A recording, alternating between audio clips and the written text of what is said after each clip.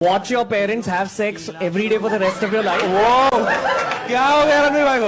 और ने अपने पकड़ लीजिए तुरंत। Or would you join in once and stop it forever? Join in what the fuck man? 2 crore in cash. Right now, Right now. 2 crore in cash. You'd suck my dick. Let's go भाई। नमस्कार। आज हम बात करेंगे एक ऐसी controversy की जो ये बता रही है कि सोशल मीडिया किस तरीके से रोज एक नई गिरावट दर्ज करती है। इसमें किस तरीके से फेक सेलिब्रिटी गढ़े गए हैं, इसके बारे में भी बात करेंगे। और जीरो आईक्यू की बदौलत कैसे कुछ लोग इतने फेमस हो गए, हम इसकी बात करेंगे। हम बात कर रहे हैं रणवीर अलाहाबादिया की, जो बियर बाइसेप्स के नाम से अपने प्रेजेंस को रखते हैं सोशल मीडिया के ऊपर। और इस शख्स को देखिए कि इसकी आईक्यू लेवल कितनी कमजोर है कि इस बंदे ने यूथ आइकॉन का अवार्ड लिया हुआ है प्राइम मिनिस्टर से, और उसके बावजूद इतनी घटिया हरकत कर पाता है ये।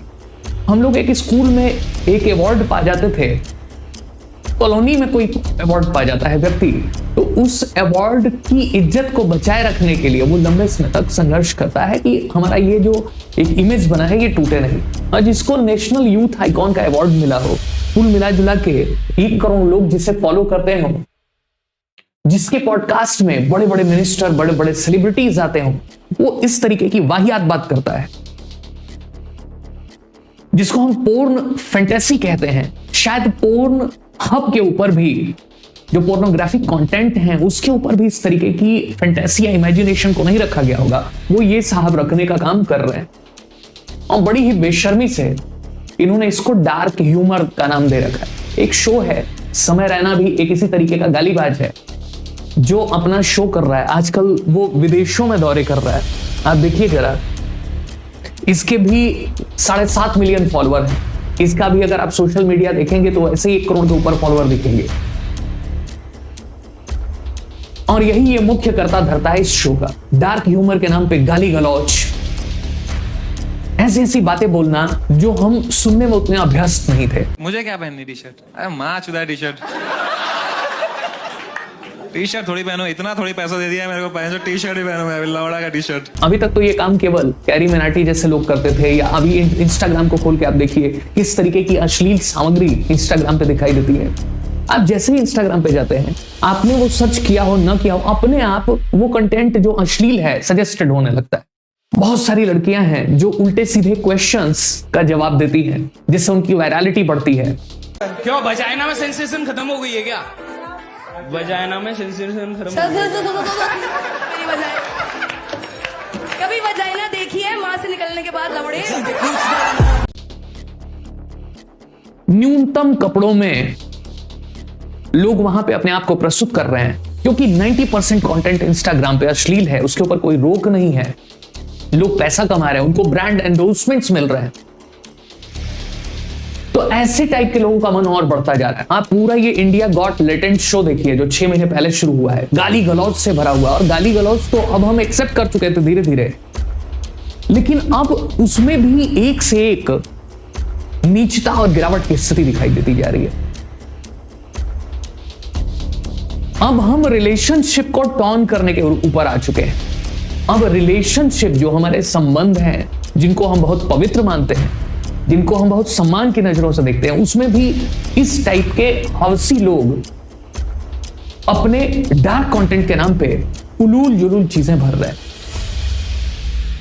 इसलिए जब लोग डिमांड कर रहे हैं कि सोशल मीडिया को भी कहीं ना कहीं मॉनिटरिंग के अंतर्गत आना है, तो खाली ये कह के इसके ऊपर कि सरकार कंट्रोल कर लेगी फ्रीडम ऑफ एक्सप्रेशन को, ये संविधान का उल्लंघन हो जाएगा, हम इस तरीके की बकवास चीजों को बढ़ावा नहीं दे सकते। आप जरा इसका शो देखिए, इसमें खाली यही भरा हुआ है। मास्टरबेशन की बातें हो रही हैं, सेक्स की बातें हो रही हैं, सेक्सुअल ऑब्जेक्ट्स की बातें हो रही हैं, कंटिन्यूअस मां बहन की गालियां दी जा रही हैं, और इसको डार्क ह्यूमर का नाम दिया जा रहा है। यह स्थिति आ गई है भारत में कंटेंट क्रिएशन की और सोशल मीडिया इन्फ्लुएंसर की। इस शख्स को देखिए, इसको, ये बियर बाइसेप्स को देखिए, इसने रामायण के ऊपर पॉडकास्ट किए हैं, इसने अपने को स्पिरिचुअल दिखाने के लिए हनुमान जी के ऊपर पॉडकास्ट किए हैं। शिव भक्त अपने को कहता है, अपने प्लेटफॉर्म पे अपने पॉडकास्ट के थ्रू बड़े बड़े मिनिस्टर्स को बुलाता है, सेलिब्रिटीज को बुलाता है। और अगर इसने ये जानबूझ के किया है तो इसमें घटिया सोच दिखाई दे रही है, जिसमें यह कहता है कि क्या तुम किसी भी तरीके के अपने फादर मदर के जो प्राइवेट मोमेंट्स होते हैं क्या उसमें पार्टिसिपेट करोगे? और भी कई बातें हैं जिसको कि कहा भी नहीं जा सकता। अब तो इंडियन गवर्नमेंट ने YouTube के यहां रिक्वेस्ट करके एक आदेश जारी करके उस कंटेंट को ही रिमूव करवा दिया। स्टैंडिंग कमेटी जो पार्लियामेंट की होती है वो समन करेगी भाई साहब को कि आइए और जवाब दीजिए कि आपने इस तरीके की वाहियात हरकत क्यों की। जहां मां बाप के संबंधों को भारत में इतना पवित्र दिखाया जाता है, आप वहां पे इस तरीके की घटिया सोच रखते हैं। आपको आज के बच्चे देखते हैं, यूथ आइकॉन मानते हैं, आप प्रधानमंत्री से अवार्ड ले चुके हैं, क्या आपकी कोई जिम्मेदारी नहीं है? तो यही सोशल मीडिया का हाल है। जो जितना डम्ब है, जो जितना बोगस है, उतना ही फेमस है। वो चाहे डॉली चाय वाला हो, चाहे MBA चाय वाला हो, चाहे ये लोग भाई साहब हो, इनको तो समय रैना जैसों को तो एजुकेशनल प्लेटफॉर्म भी इनवाइट करते हैं कि आप हमारे मंच पे आइए और हमारा प्रचार करिए। अनअकैडमी ने अभी भाई साहब को बुलाया था, ये क्या मोरल वैल्यूज देंगे? करोड़ों रुपए लेके जा रहे हैं और वो प्रचार कर रहे हैं। वो चीजें शिक्षा पे खर्च हो सकती थी, प्लेटफॉर्म को बेहतर बनाने पे खर्च हो सकती थी। तो ये जो इसने फेक दुनिया रची है, देखिए इस्लाम के ऊपर ज्ञान बांटते हुए दिख रहा है, ये वन तारा प्रोजेक्ट के ऊपर बता रहा है, तंत्र के ऊपर बता रहा है। लोग इसको इंस्पिरेशन समझते हैं और इसके दिमाग में सड़ांध पैदा हो गई है। आप इसके पॉडकास्ट को देखिए, उसमें ये सवाल करने की स्थिति में भी नहीं रहता है। उलूल जुलूल सी चेहरे की भाव भंगिमा बना के खाली अपनी टीम द्वारा रिटेन चीजों को एज इट इज पूछ लेता है। अब इस पे राजनीति भी होने लगी है क्योंकि बीजेपी के सारे मिनिस्टर्स इसके संपर्क में हैं। तो अब विपक्षी पार्टियां आरोप लगा रही हैं कि क्या बीजेपी द्वारा शासित सरकार इसके ऊपर कार्रवाई करेगी। और इसी चक्कर में भाई साहब के ऊपर कई जगहों पे बीजेपी सरकारों ने केस कर दिया। महाराष्ट्र में देवेंद्र फडणवीस की सरकार ने केस कर दिया, हेमंत बिश्व शर्मा ने उधर असम में केस कर दिया। अब वो अलग सवाल है कि कितना गंभीरता से कार्रवाई होगी, लेकिन ये बात तो समझनी पड़ेगी कि ऐसे वाहियात लोगों को हमें क्या करना होगा, फॉलो करना छोड़ना पड़ेगा। ये खाली एक वर्चुअल दुनिया है, एक आभासी दुनिया है सोशल मीडिया, जिसमें कि आपकी रियलिटी नहीं पता लगती। ये एक तरीके का फ्रॉड है, एक तिलस्म है, खाली इसमें व्यूज की बात होती है। ये डार्क ह्यूमर के नाम पे खाली व्यूज लाने की बात की जा रही है। अगर इस तरीके के जब माँ बाप के संबंध, भाई बहन के संबंध भी डार्क ह्यूमर के नाम पे सेक्सुअल ऑब्जेक्ट्स के रूप में बना दिए जाएंगे, तो आप सोचिए कि भारत की सभ्यता का क्या पतन होगा। सुनने में आ रहा है कि ये जो रणबीर अलावदिया हैं, इसने वो जो कहा वो भी बाहर के किसी कॉमेडियन या स्टैंड अप कॉमेडियन की बातों को चुरा के कहा। क्या इसके पास इतना सेंस नहीं था कि मेरे को अगर करोड़ों लोग फॉलो करते हैं तो मेरी क्या रिस्पॉन्सिबिलिटी है? तो इस तरीके के वाहियात लोगों को सबक सिखाने का तरीका केवल यह नहीं है कि इनको डंडे डंडे पीटा जाए, वो बिल्कुल नहीं है। कोई नहीं सुधरा इससे।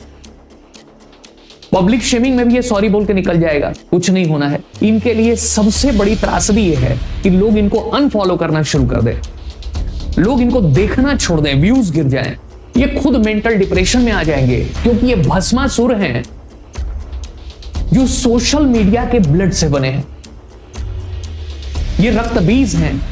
अगर एक रणबीर अलावदिया, अगर एक समय रैना जैसा व्यक्ति अगर इस तरीके के कंटेंट देके पॉपुलर होगा, तो 1000 ऐसे ही रक्त बीज पैदा होंगे जो इनको अपना इंस्पिरेशन मानते हैं। तो सोचिए हमारा समाज किस रसातल में चला जाएगा। हर व्यक्ति इन्हीं को कॉपी करना चाहेगा, और अगर ये समाज में जनरलाइज हो गया, अगर ये सामान्य हो गया, तो सोचिए क्या स्थिति होगी। ऑलरेडी हमारे देश के 2/3 युवा मेंटल डिप्रेशन का शिकार है। वो विभिन्न चुनौतियों को झेल रहे हैं, और इसकी यह स्थिति और बढ़ जाएगी अगर इस तरीके के लोग समाज में अपना बोलबाला स्थापित करेंगे। और यही वजह है कि इसके मुद्दे पे पूरा एक नेशनल कंट्रोवर्सी बन गई है। बड़े बड़े सेलिब्रिटीज इसका विरोध करते हुए दिख रहे हैं। बी प्राक ने तो ये कह दिया कि जो सिंगर हैं कि हम इनके शो में जाने वाले थे, हम नहीं जाए। मैं ना यार एक पॉडकास्ट में जाने वाला था अभी, जो beer biceps, and we cancel that. क्यों? क्योंकि आपको पता है कि वो कैसी पैथेटिक थिंकिंग है। मीका सिंह से लेके, हालांकि मीका सिंह की भी स्थिति बहुत ठीक नहीं है, लेकिन मीका सिंह ने भी बहती गंगा में हाथ धो के कह दिया कि जी गलत है। ये स्थिति बन रखी है।